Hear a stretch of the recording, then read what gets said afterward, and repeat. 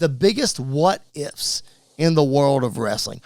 What if Hogan wasn't the third man? What if it was Sting?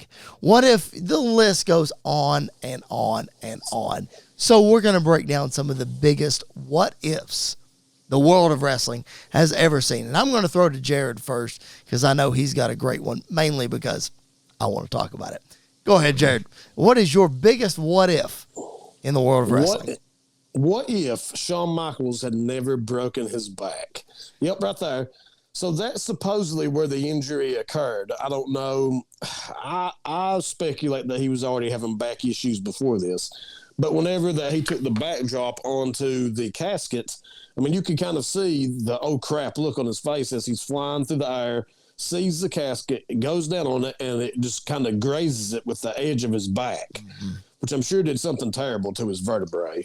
But yeah, man, I just wonder, like, if Shawn had not had that back injury, he would have stuck around and probably stayed on top for a pretty good while. My guess would be until the point that Vince finally got sick of him and all of his shenanigans and probably just fired him outright from the WWF.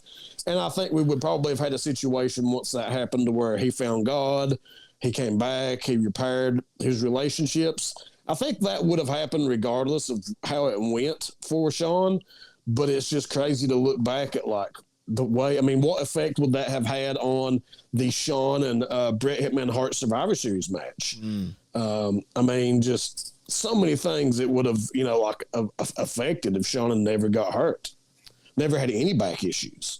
It's insane because, like, basically that you're saying that, like, everything would have happened the way that it did. It would have just happened like 3 years later than it actually did. I went down a terrible rabbit hole when Jared sent me this. I think Shawn probably would have died, honestly. You go back and you listen to Triple H talk about how he was basically putting Shawn on luggage carts and wheeling him up to his room, and he would set an alarm for every hour to make sure Shawn was still breathing because Shawn was doped up on so many pain meds and all this, that, and the other, and he was having such abuse problems.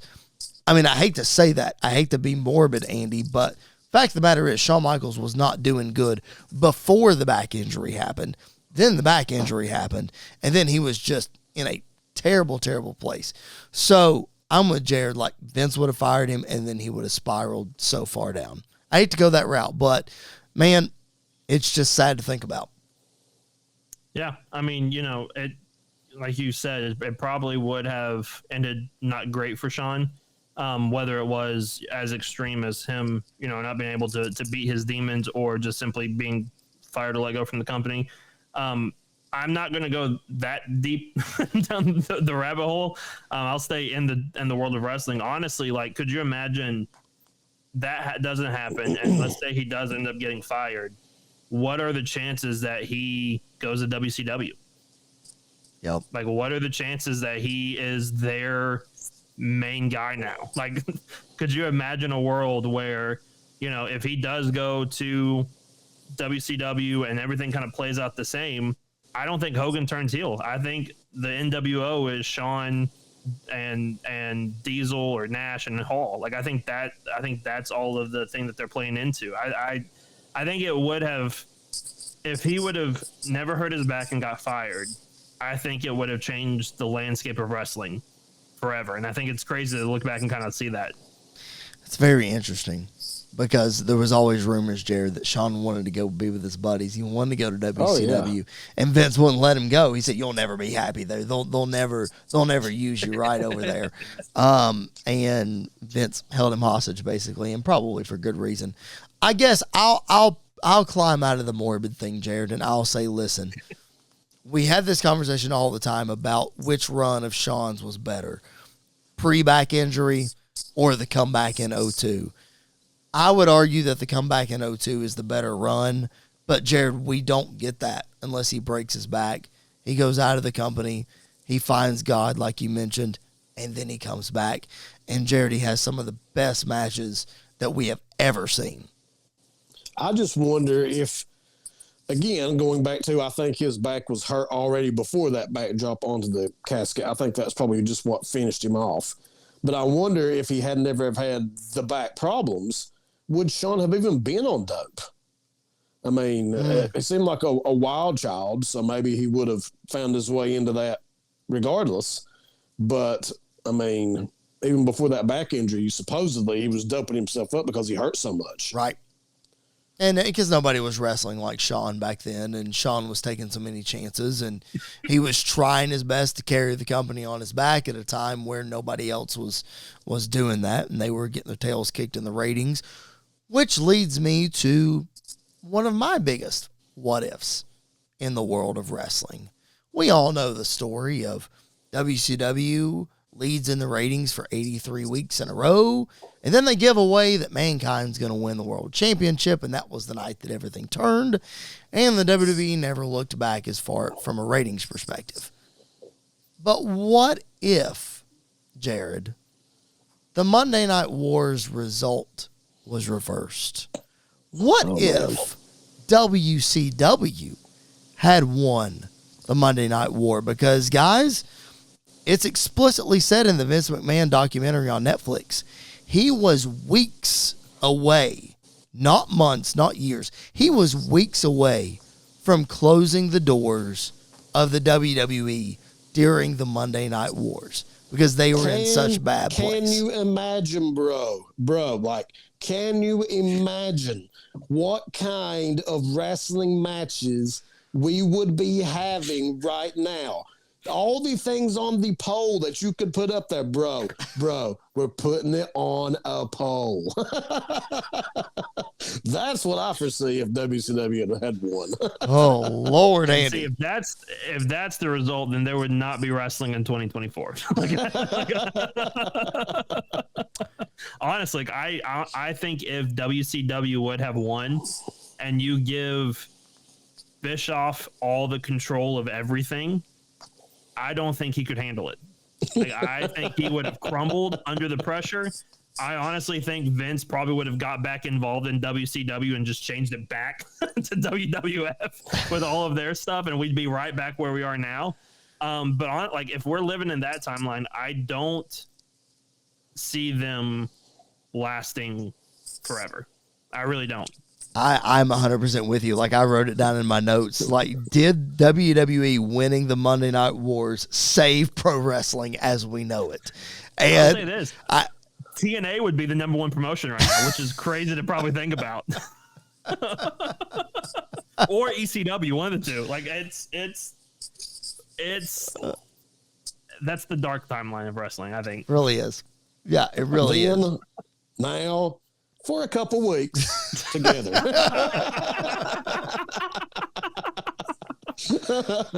Oh, that's hilarious. All right, Andy, give us a big what if that you're thinking of. So I'll kind of stay on the same track as what we've been talking about a little. Okay. And that is, what if Jericho never left WWE in 2018? And the reason why I say that is because shortly after this is when he would go to Japan and wrestle Kenny Omega twice and win the IC title there. And then that's when they started to do All In, and he got involved there, his first time showing up on a non-WWE program in the States. Yep. Which then led ultimately to the launch of AEW. So, we credit, obviously, Cody and Tony Khan and the Elite were the masterminds behind the creation of AEW, but I don't think it would have necessarily taken off or gotten off the ground if Jericho didn't leave WWE in 2018.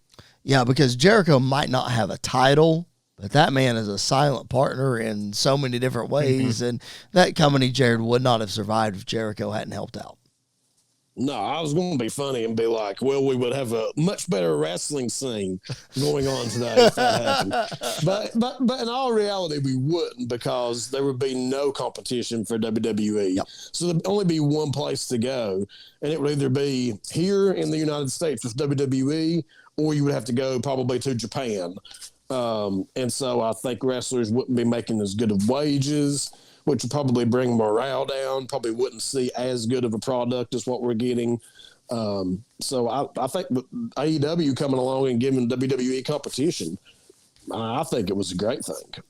Yeah, it definitely was. I know that we were all excited when AEW was going to launch and what that would bring for the world of wrestling and competition, like you guys are saying. And Jericho was certainly the catalyst for that.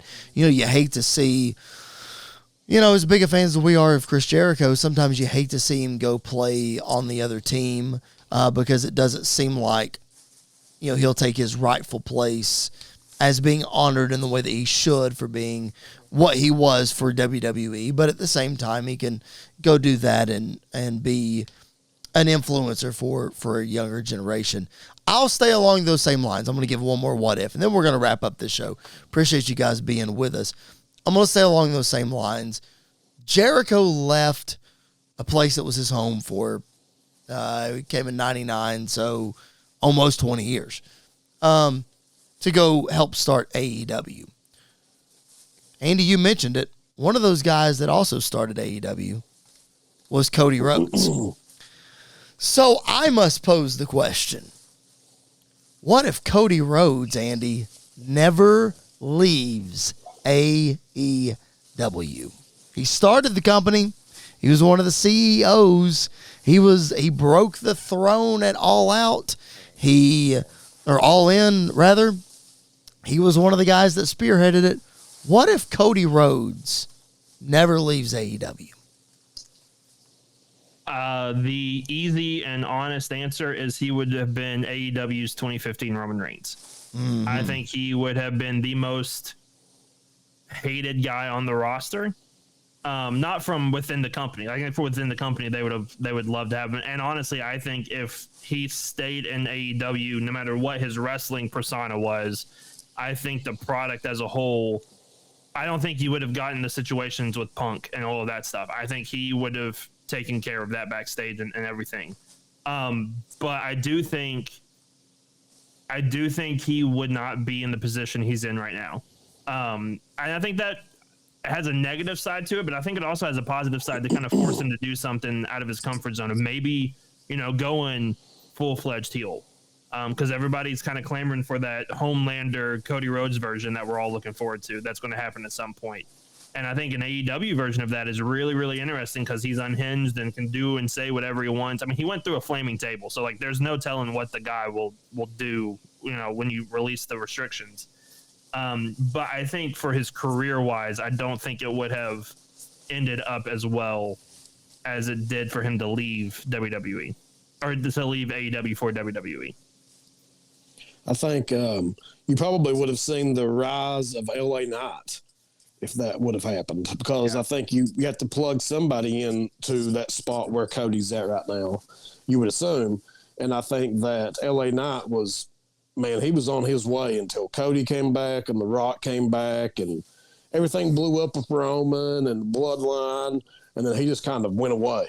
But up until that point, mainly I think when Cody kind of got involved and came back, I think LA Knight would probably be in the Cody Rhodes spot. I don't know how long he would stay there, if he could make it last there like Cody has so far, but I think he would have got a shot. Yeah, I think you raised a good point, Jared. LA Knight is one of those superstars we don't talk about enough that has been affected by the organic rise of so many others. It's one of those that it comes and goes, and it's not gone for LA Knight by any stretch, because when we were at SmackDown a couple of weeks ago, huge pop for LA Knight. It was monstrous. Yeah. So he's definitely still over. But Jared, I think to your point, that meteoric rise is it's not rising as fast for LA Knight as it once did. I'll say this. You guys are talking about how the wrestling world has changed, and Jared, you mentioned a little bit ago, the wrestling that we're getting now. Cody Rhodes is not in WWE. I shudder to think where WWE is without Cody Rhodes, because yes, he's Dusty's kid, and yes, he's a white meat babyface, and that can only last for so long. But what we need to think about, Jared, and I'll throw to you here as we get ready to wind down, what we need to think about is Cody Rhodes, this American Nightmare character, is not created by the WWE machine. And I think that's why it's so popular, because he created it. He brought it in. Everybody's attached to it. And WWE is seeing success better success than they saw in the Attitude Era.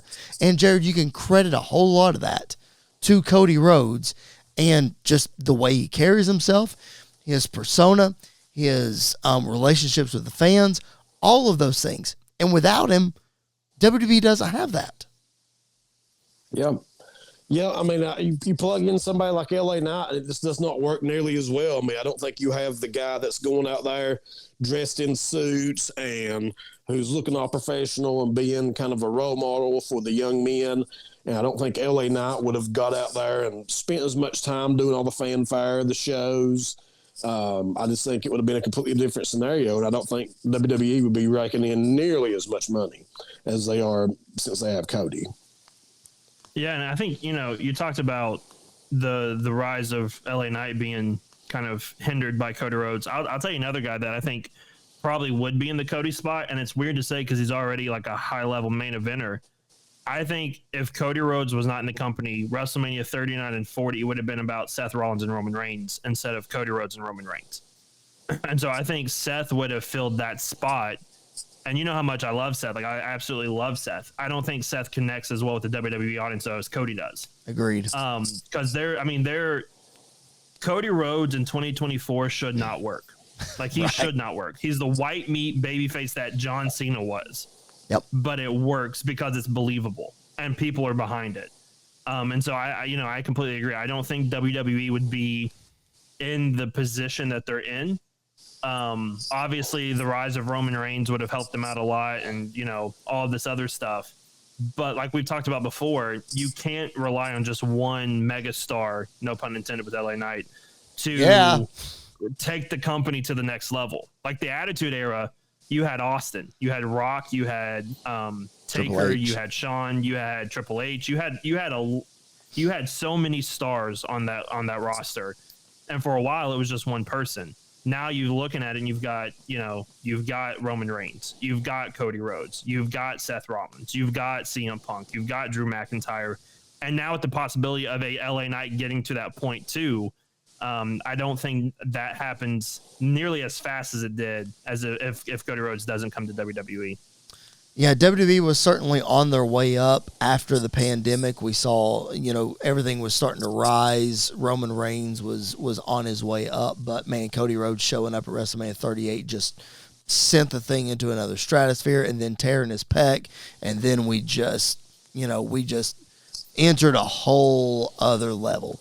It's insane. Yep.